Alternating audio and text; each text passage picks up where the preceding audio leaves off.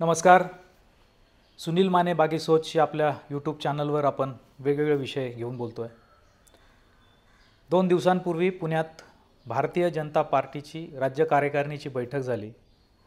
त्यात माननीय देवेंद्र फडणवीसजी, माननीय अमित शहा यांनी कार्यकर्त्यांना जोरदार लढण्यासाठी आणि विधानसभेत विजय मिळण्यासाठी खूप आक्रमक पद्धतीने काम करण्याचं आवाहन केलं आहे. या अधिवेशनाचं स्वरूप बघता जो जोश गेल्या काही दिवसात पाहायला पाहिजे होता तो संपूर्ण जोश भाजपच्या शीर्षस्थ नेत्यांमधलाच संपलेला असं मला एक राजकीय निरीक्षक म्हणून स्पष्टपणे जाणवतं. मोदींचा जो सुरुवातीच्या काळातला 14-19च्या निवडणुका जिंकल्यानंतरचा जोश होता, मोदी सरकार म्हणून त्यांनी स्वतःला जे प्रोजेक्ट केलं होतं तो जोश 2024च्या निवडणुकीत त्याच्या चिंधड्या उडल्यात असं स्वरूप त्याचं झालं आहे. मोदींना मोदी सरकार न म्हणता, मोदीची गॅरंटी न म्हणता NDA आघाडीचं सरकार म्हणायला लागतं आहे, NDA आघाडीची गॅरंटी म्हणायला लागतं आहे, NDA आघाडीच्या निर्णयानुसार सरकार चालवायला लागतं आहे.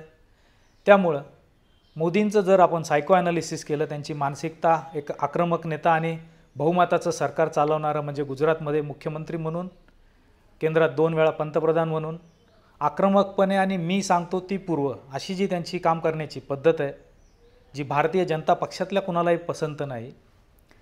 त्यांचा जो जोश संपला आहे त्याचं पर्क्युलेशन, सर्वोच्च नेता जेव्हा जोश संपलेल्या स्थितीत असतो त्यावेळेस खालचं सैनिकही तसं थकलेलं, हारलेलं, मानसिक खच्चीकरण झालेलं अशा स्वरूपाचं असतं. आणि पुण्यातलं जे अधिवेशन झालं त्यात तुम्ही सर्व नेत्यांचे, सर्व कार्यकर्त्यांचे, पदाधिकाऱ्यांचे चेहरे पाहाल तर लक्षात येईल की भव्य दिव्य करण्याचा प्रयत्न तर जरूर केला आहे, पण मन, मानसिकता ही पराभूत कार्यकर्त्यांची आहे. या अधिवेशनात जे प्रमुख उपस्थित लोक होते त्यांच्या संदर्भात जर आपण नेतृत्व त्यांचा विभाग, त्यांच्या समाजाने त्यांना दिलेली ताकद, पक्षाने दिलेली ताकद आणि त्या नेत्यांची आत्ता अवस्था काय याचं जर विश्लेषण केलं तर आपल्याला लक्षात येईल की ही पराभूत मानसिकता किती आतपर्यंत, खोलपर्यंत रुजलेली आहे. पंकजाताई मुंडे या अतिशय त्यांच्या भरभराटीच्या काळात मोठ्या नेत्या म्हणून नावाजले गेलेले आहेत. दिवंगत गोपीनाथ मुंडेंच्या कन्या म्हणून तो वारसा त्यांनी फार चांगल्या पद्धतीने पुढे नेण्याचा प्रयत्न केला. पण मोदींनी, अमित शहांनी काय केलं, त्यांच्या बहिणीचं खासदारकीचं तिकीट कापून पंकजाताईंना घोड्यावर बसवलं. त्यात त्या पराभूत होतील या स्वरूपाची रचना असतानाही त्यांना पराभूत होऊ दिलं. विधानसभेला आधी पराभूत करण्यात आलं, विधान परिषद त्यानंतर त्यांनी मागितली, त्यांना दिली नाही. आत्ताची जातीय समीकरणं बघून विधानसभेला ज्या पद्धतीने OBC समाजही विरोधात चालला आहे हे लक्षात घेऊन पंकजाताईंना आमदार करण्यात आलं. त्यांचा चेहरा सांगतो आहे की त्यावेळेपासून ज्या खच्चीकरण केलेल्या अवस्थेत आहेत त्यातून बाहेर यायला तयार नाहीत. अशा स्वरूपाच्या नेतृत्वाकडून जे काम करणं अपेक्षित होतं, भाजपने त्यांचं खच्चीकरण करून त्यांना आता बळेबळे सत्ता देण्याचा प्रयत्न केला आहे. अनेक नेते यातले असे आहेत की जे लोकसभेत, विधानसभेत पराभूत झालेत, त्यांच्या परिसरात त्यांना जागा निवडून आणता आलेले नाहीत. माननीय बावनकुळे जे असतील त्यांच्या परिसरातल्या लोकसभेच्या जागा आणि आता पुढच्या काळातही विधानसभेच्या जागा किती निवडून येतील याची खात्री त्यांनाही नाही. ते या राज्याच्या भाजपच्या नेतृत्वाचं एक महत्त्वाचं शीर्षस्थ नेतृत्व आहे. फडणवीस साहेबांनी आपलं नेतृत्व सिद्ध करण्यासाठी राज्यभरात आपला नेता म्हणून जे प्रोजेक्शन केलं, लोकांना आता ते मान्य आहे का? लोक त्यांच्या नावाने मतं देत आहेत का? हे आता पाहायला लागेल. त्यांनी लोकांना, कार्यकर्त्यांना ठोकून काढा अशा स्वरूपाची भाषा वापरली. ती कार्यकर्त्यांना आणि भाजपच्या नेत्यांना तरी मान्य आहे का? तुम्ही मुद्देसूद गोष्टी करू शकता का? रितेश राणेंसारखे जे त्यांचे नेते आहेत, आमदार आहेत, ते ज्या पद्धतीने भाषा वापरतात त्यांचं आता भाजपच्या प्रवक्त्याच्या यादीतनंही नाव कट करावं लागलं. याचा अर्थ लोकांना तुम्ही जे प्रेझेंट करता, जे मांडता ते मान्य नाही. अनेक नेते असे आहेत की ज्यांचं खच्चीकरण करून त्यांना पाठवण्यात आलं. एकनाथ खडसेंच्या घरातली व्यक्ती आज मंत्री आणि स्टेजवर आहे, पण एकनाथ खडसे नाताभाऊंचं काय केलं भाजपने? त्यांना का दारोदार फिरायला लागलं. हा अतिशय उत्तुंग उत्तर महाराष्ट्रातला नेता, ज्यांनी महाराष्ट्रात भाजप मुंडेंच्या बरोबरीने रोवली, एकत्र वाढवली, त्यांचं भाजपने काय केलं? असे अनेक नेते आहेत. आता मी आपल्याला सांगू इच्छितो काही काही अशी नावं आहेत.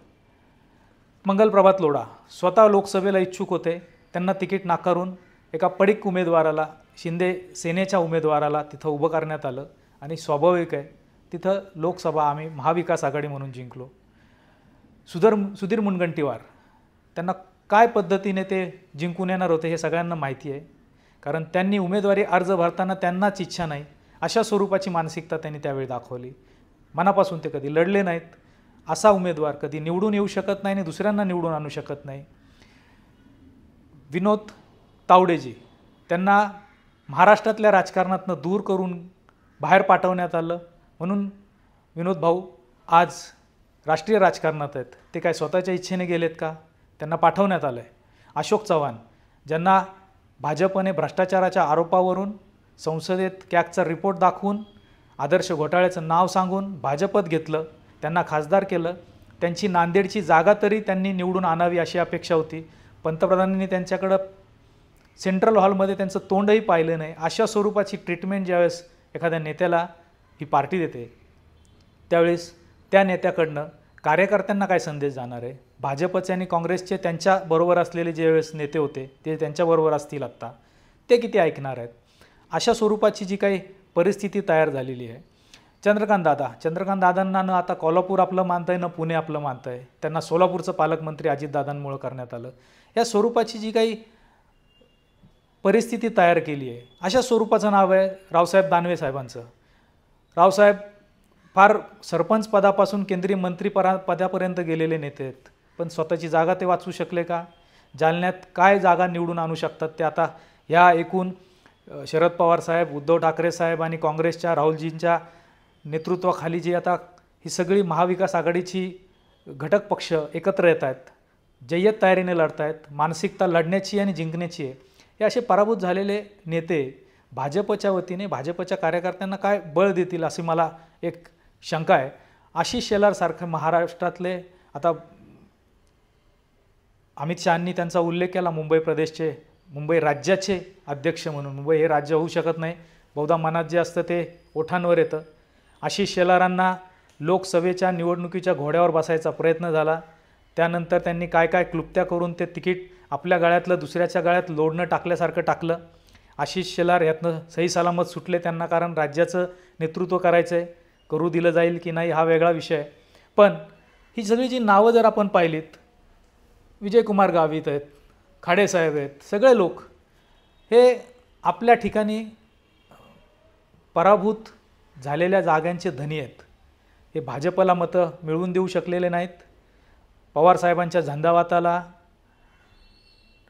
उद्धव ठाकरे साहेबांच्या आक्रमक शैलीला उत्तर देऊ शकलेले नाहीत.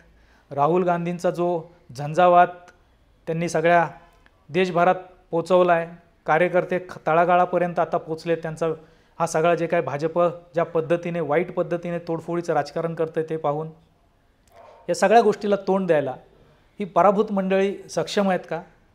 आणि त्याला तोंड द्यायला आक्रमक असलेले आत्ता विरोधी पक्ष, पवारसाहेब असतील, उद्धव ठाकरे साहेब असतील आणि दिल्लीवरून या सगळ्या गोष्टींचं विरोधी पक्षनेते म्हणून एकूण रचना पाहणारे राहुल गांधी असतील. मला वाटत नाही भाजपची राज्यातली पराभूत मानसिकतेत असलेली नेतेमंडळी आणि पराभूत मानसिकतेत असलेले कार्यकर्ते या सगळ्या व्यवस्थेला तोंड देतील.